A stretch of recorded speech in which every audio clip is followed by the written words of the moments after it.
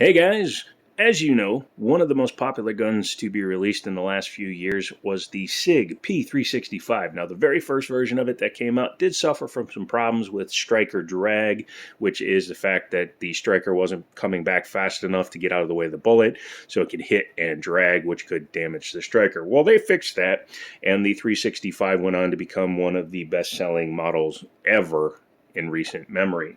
Now, they do make several other versions. You have the X, the XL, the SAS with that inline sight, and they have different colorings. This one, for today's example, is the 365 XL in Coyote. It's called the NRA 19 because in 2019 the NRA worked with Sig Sauer to create a color scheme, which this one is, and release it. And just in case you think I'm kidding, NRA 19. So even though this is a brand new gun, it's still called that because that was when they did it. I borrowed this one from Liberty Arms. If you'd like to maybe get this one, give them a call. Harrisonburg, Virginia. Google it. I can't link them. But here is the price tag for it. It normally has a price tag of $685. They're selling it for $629. That is a bit of a premium over a standard 365, but what you get definitely makes up for it. But let's take a look at the box first. You get the gun. You get 2 flush fit magazines, which is what the standard gun would come with, and you get a 15-round extended magazine. That's a $50 add-on right there for a real SIG magazine. They're about $50. Additionally, you get your magazines, your pamphlet, your stickers, pretty much everything you need there. And I'm going to leave that out so I can show you some of the options that you have for these guns. And underneath you get a gun lock in your nice lockable case. The only thing I have a complaint about these gun cases from Sig Sauer is they're designed so that once you put an optic on them, they're very tight fitting and potentially unusable. My SIG 322 actually didn't fit well. I actually couldn't have a magazine in it and put it back in the case. So SIG, 5% bigger case, please. Thank you. But this one is chambered in 9x19. Obviously, the 365 did come out this year with the 380 version, but this is not that. I like this coloring. It's still called Coyote, even though this is a very darker brown. You can see how dark it is. The Coyote for the M17 is more closer to this color, or even the color of the way the stippling makes the light look. And actually, I really like the way this one looks, though. Yes, and as I said, this one's also optics cut right out of the box, which is another chunk of change. So 3 mags, 1 extended, plus optics cut puts us right in range with like a 48 with an optics cut, a 19 with an optics cut, a lot of other guns. So very competitively priced. So definitely consider it if you're thinking about buying a carry piece. For a size comparison, this is my Kimber 1911. Chambered in 45 ACP. I carry full-size guns even when I pocket carry, and yes, you can ask at the store. I do pocket carry a 1911. It's not that difficult for me because I'm a big, dumb gorilla. But you can see this is quite the smaller gun, which makes it perfect for appendix carry or, stomach carry if you use a gun strap, a belt, like if you go running and you wear like the strap that can hold it in place, or if you just want to carry it your normal 6 o'clock, 4 o'clock, 3 o'clock, wherever you want to carry it. Very nicely finished, has front and rear slide serrations. This one came factory with the Sig Sauer night sights, so you have a 3-dot arrangement there. Pretty easy to pick up. They put a high-vis front, which is very nice. I hate it when they put like big-ass white sights with a green front. Doesn't make any sense. It doesn't work well. You want to attract your eye to the front, not to all 3. That's why my guns use 2 different colors for my sights, although I don't like the yellow. Leave it down in the comments if you like the yellow-red. I'm actually thinking about going back to green-red. Personal choice. Now, one thing to talk about. The 365 lineup in totality is more geared for at least moderate to intermediate gun enthusiast for carry because it has no manual safeties on this one. Now, there is a version available with the manual safety, but you have to basically get a gun shop to order that one because 90% of them will only carry the standard version. We do carry it with the safety when it's reasonably priced, but this has no trigger safety, no external manual safety, no grip safety. So Smith & Wessons and some Springfields have grip safeties. This has none of that. So the only thing stopping that from going boom is this and a little bit of extra weight on the trigger. So keep that in mind as you're shopping around. You may have to ask them to order you one with the external manual safety. This has a flat face trigger. I don't know if I would really, even though it is kind of an X Series gun, I don't know if I would really put it in the same category as the X Series triggers. Let's just go ahead and show you what that looks like. It's supposed to break at 90 degrees, so you have your take up and listen to it. Has that standard 320-ish, you know, that whole lineup of the 3 Series, spongy sounding trigger. The reset pretty much all the way out. It is forceful, so if you're just relaxing your finger, it should shove you right out to the break. And then the next shot again is just, it's like firing through a Twinkie, like you were eating and you got some Twinkie up in here in the trigger and it just kind of mushed in there. So I think a new connector would solve a lot of those issues. This one has a 5.5 pound trigger in it. Seemed a little bit lighter than it should be, but it's what it came in at. I averaged it out 4 times. I measured up high, measured down low, and measured from the center. This gun is actually designed, obviously, so that your whole finger is going to be on the trigger because of the size of it. And when holding in the middle, 5.5 to 5 pounds, 12 ounces is what it ran in. So not bad. Again, not as heavy as I think it should be for a EDC or a carry piece without a safety, personal opinion. Magazine release is pretty flush on there. That's done on purpose. And that is so that it doesn't accidentally eject the mag. However, if you get on it, you don't really have to change your grip.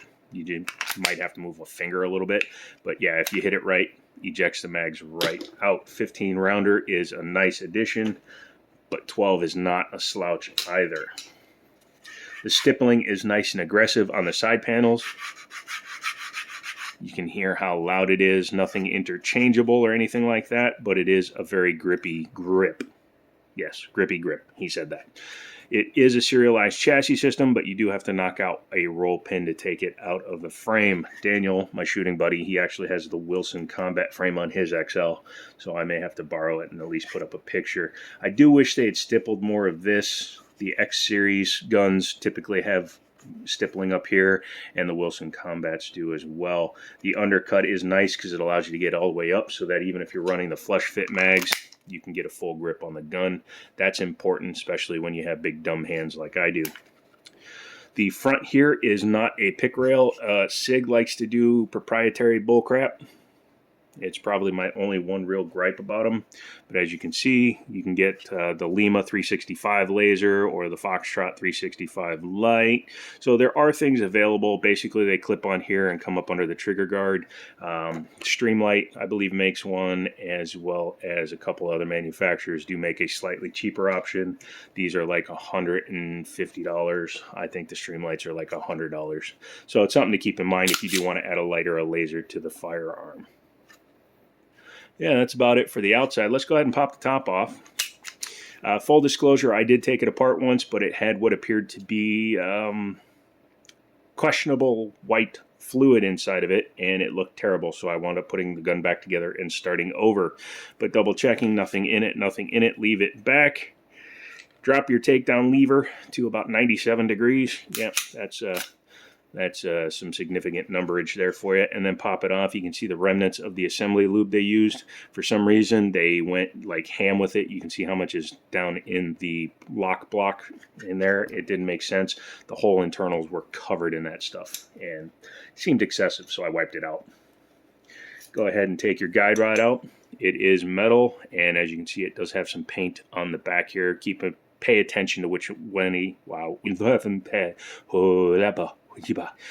end was going forward. It's pretty easy because one end is smaller than the other, but if you're not paying attention, you may try to jam it in the wrong way. It does appear to have an anti-corrosion coating on the spring. That's nice. Popping the barrel out here. As you can see, it's just your standard locking action, tilting locking action barrel here, and this one has the 850 inch, I'm just kidding, trying to think, this is the 3.7 inch barrel, pardon me, had to verify, I thought it was 3.6, but 3.7 inch barrel, breech lockup style, so it locks up here at the top of the ejection port. And taking a look inside the slide, very nicely finished. SIG likes to take weight out by milling out chunks. That's perfectly fine, helps to compensate. I'm sure it lost a lot of steel weight when they took that out because this is an alloy plate. It's not a steel plate. SIG does their mounting style different from other manufacturers. So this stays smooth up here. So the screws go in from the bottom. The larger guns, the 320, specifically the X-Carry I almost bought, you actually have to take out the ejector spring to get to that screw, but on this one it appears that you can get to that screw internally without having to do that. It was really weird. I went to put an optic on it and I had to remove the back plate and the entire extractor tube. Maybe I'm dumb. Somebody can tell me if there was a better way to do that, but it was the only way I could do it. But once you've done that, you secure the screws in from the top, obviously. This being a smaller gun, this is designed for micro red dots, so keep that in mind as you're looking. Otherwise, you would need like an adapter plate, and none come in the box. Frame is your standard frame. As I said, it is a chassis system with one roll pin, so you would knock out that roll pin to take out the whole chassis. I like the full-length rails. That's very nice. Makes it a little bit more stable as you're shooting for Putin. And as you can see, like I said, they put so much assembly lube. The whole thing looked like it had an excited owner, if you know what I mean. But yeah, I cleaned it out a bit. So don't be surprised the first time you take your gun apart and it looks like they had a party at the SIG factory. Putting it back together is pretty easy. Take your barrel, flip it upside down, put it in there, slide it in. Take your guide rod. Like I said, yellow goes to the back on this one. It could be red. Not sure if different weights are different colors, but I've seen red, I've seen blue. Take your frame and your slide. Go ahead and make sure this is down and that this is centered. Yep. Yeah, of course you are. Come on. Where are we sticking? Okay. The drop safety actually was in the up position because of the way I had the frame. You got to make sure that's in the down position, otherwise you can have some issues. And it looks like my spring is actually sticking out too, so let's go ahead and make sure that's adjusted. See, this is the stuff those guys that do the cut